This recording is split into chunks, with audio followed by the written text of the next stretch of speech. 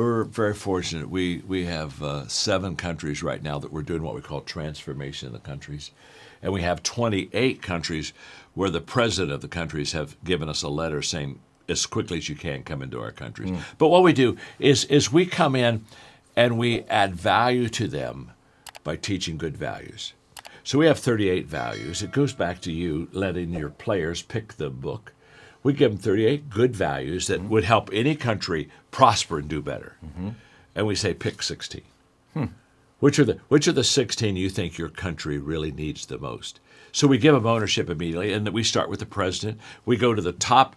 There are 8 influencers in every culture. We call them streams of influence. That would be government, business, education, media, arts, sports, healthcare, and religion. And we go to the top 10% of those 8, and we get buy-in from them. Again, if we don't get buy-in from them at the top, it's not going to happen because influence filters down. But the moment they realize that we're here, no strings attached, just to add value to the country by teaching values, again, around small groups. We call them transformation tables, just groups of 6 or 8. You know, Malcolm Gladwell talks about the tipping point. How do you tip a culture? So we go for 10% of a country's population in these round tables.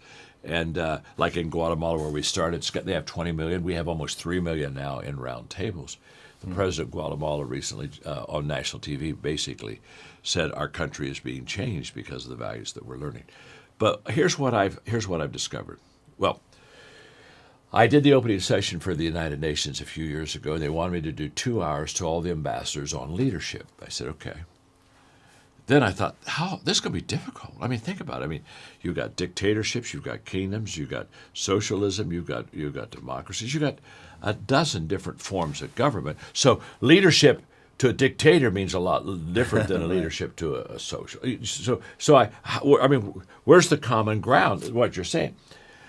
And so I worked hard because it was 2-hour teaching and with all that background, and I came up with 3 questions that I gave them, and I said, no matter what kind of country you have as far as government structure, there are 3 questions that people in your country are constantly asking you. Now, they're not asking you personally, but they're asking themselves about you, and the 3 questions are, do you care for me? Can you help me? And can I trust you?